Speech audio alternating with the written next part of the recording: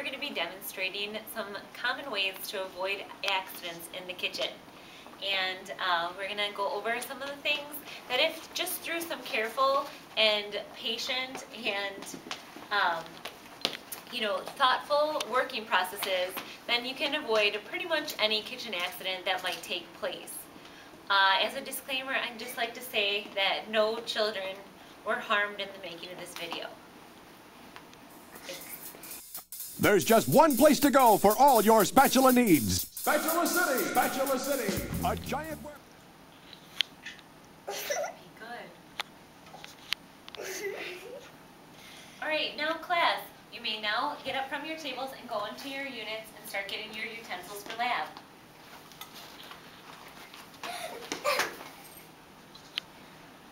Common kitchen accident number 1, falls. As you may have noticed, our student today had an untied shoe. Because of her untied shoe, she fell on the ground. Should this take place, what you would want to do is first make sure that the person is coherent. Are you all right? Yes, I am. Does anything hurt? My kneecap does a little. Okay, can you move it? Mm-hmm. All right. Okay, well let's tie your shoe, and as long as you can move it, we're going to go ahead and have you sit down on the chair, and we'll get you some ice, okay? Okay. All right, and then you help the person up. And get them to a chair. Another common way that people can fall in the kitchen is if they slip on a rug.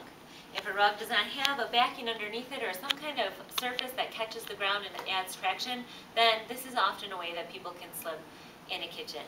Another way that people can sometimes slip in kitchens is if during the dishwashing episodes, water gets on the floor, then that makes this area very slippery, and that can also contribute to slipping.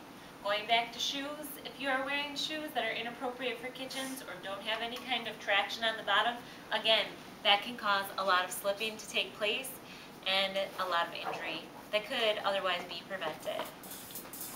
There's just one place to go for all your spatula needs. Spatula City! Spatula City! This is going to be a delicious pizza. Next on the list is pepperoni. What? Audrey, no! You almost got your paper on fire. Oh, thanks. You're welcome, Audrey. Oh, I can't wait until this is done. Oh, no! No! Just leave! It's gonna catch on fire! Oh, thanks, Audrey. Alright, when cooking with electric ranges, it isn't as much as a dangerous fire hazard as it is when you're cooking with open flamed fire gas stoves. However, if paper and debris does end up on here when the surface is hot, that can cause a fire. If you do like lean over, sleeves and shirts and things like that can get burned or catch on fire. In that instance, you definitely want to always make sure to roll up your sleeves so that you don't end up like in an accident situation with a burn or a fire. The most common electric fire accidents actually come from when you're cooking with oil. Once you place your oil inside of a pan, you want to make sure that you give yourself at least an inch or an inch and a half of a lip from where the oil is to where your pan ends. Anything higher than that, when you place in your food item, it can cause it to bubble over, and then that too can cause a fire. If your oil is smoking when you're using it, that means that it's very close to catching on fire. What you would want to do in that instance is remove it from the heat and place a lid over the top to extinguish any oxygen from getting to the oil. Another option would be to take baking soda and put that over the grease in order to make sure that the oxygen gets removed, and that too will also help prevent fire from taking place. There's just one place to go for all your spatula needs. Spatula City! Wait for this Spatula City! delicious apple. Ah! No! That's dish soap! Oh. Thanks, Audrey. Oh, shit. Another piece. Having unmarked bottles in your kitchen that contain cleansing and cleaning fluids can be a recipe for disaster. You want to make sure that if you're going to be using bottles that you clearly mark what's inside so that people don't mistake them for cooking or different things that they might want to try on their food. In order to avoid poisoning, make sure that the bottles are clearly labeled and that you read the bottles before you use them. There's just one place to go for all your spatula needs. Spatula City! Spatula City!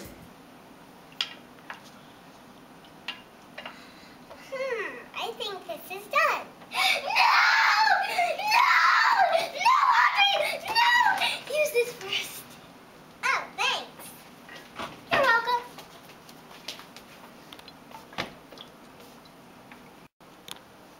As you can see from our previous demonstration, our chef was about to touch the metal handle. Because this is electric and because the pans are made out of metal, then that would have caused her hand to burn. In this instance, we had her stirring with a wooden spoon. However, wood is not a conductor of metal, so she could stir the pot with the wood spoon and the heat would not travel up and burn her hand. Metal, however, because it does conduct heat, would burn your hand. In order to avoid burns, we need to use hot pads, which protect our skin from that. You would not only want to use hot pads when you're taking pans off the range, but also when you're removing pans from the oven, in order to avoid burns.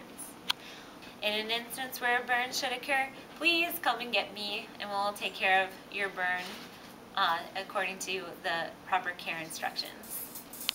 There's just one place to go for all your spatula needs. Spatula City! Spatula City! Hey, Audrey, are you done with this? Audrey, are you done with this? Yeah. Is it okay if I wash it? Yeah. No! You need to unplug it. Oh, thanks, Audrey. When cleaning electrical appliances, you will remove the parts that the electricity doesn't run through, and you can use them in your regular sink and soapy water. Bases, however, that actually contain the machinery do not get placed in the soapy water. You can unplug them and then use a damp towel in order to remove any food particles that might be on there.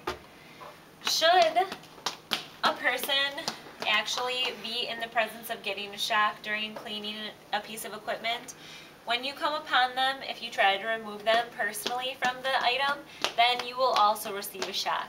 So what is in your best interest is either to try and remove the power cord from the source. You always want to grip it from the base. If you pull from here, that actually can make the wiring start to fray out and the shock more likely to take place.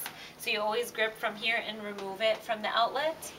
Or if you can, turn off the house power to the entire kitchen. That is in your best interest, but never touch a person who is receiving an electric shock, because then you also will get the same electricity running through you. There's just one place to go for all your spatula needs. Spatula City! Spatula City! Go. Hey, can I borrow one of your knives? Sure. Thanks.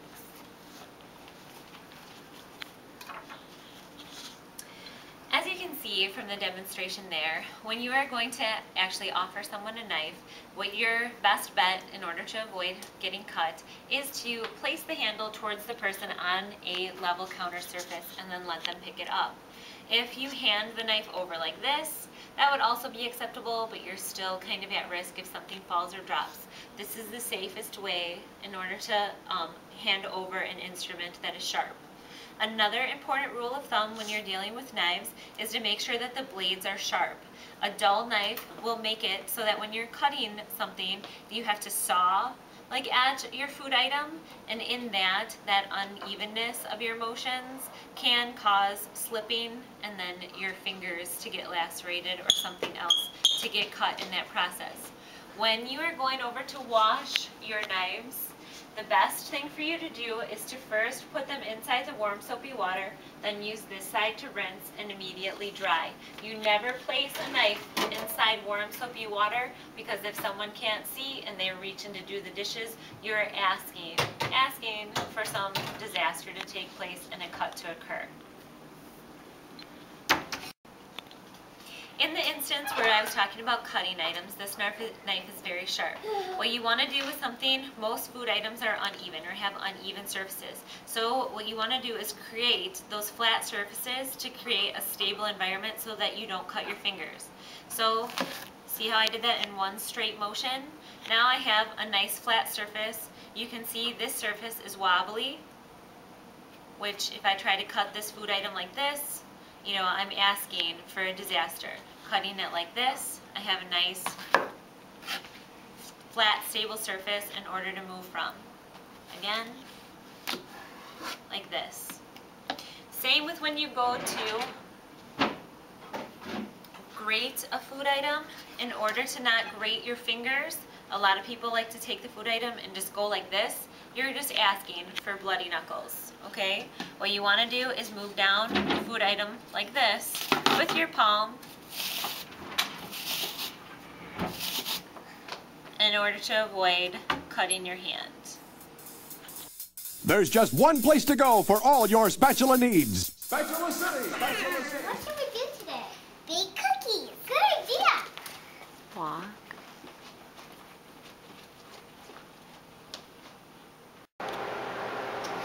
Oh, here's the sugar. Oh, my back! Dad, help! What seems to be the problem, children? What? We're trying to bake cookies, but the sugar's too big. Alright, step aside. Back up. Okay, as you'll notice, he bends all the way down using his legs in order to lift the heavy food item. Should he have just bent over at the waist and tried to grab it out and use just his upper body, then he would strain his back. This is the proper way to lift heavy objects.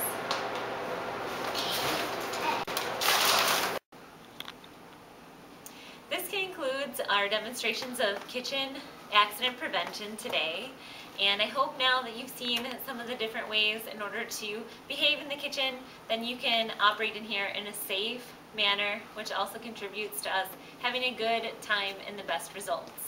Thanks for your attention.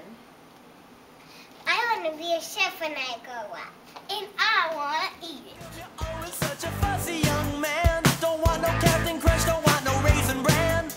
Well, don't you know that other kids are starving in Japan? So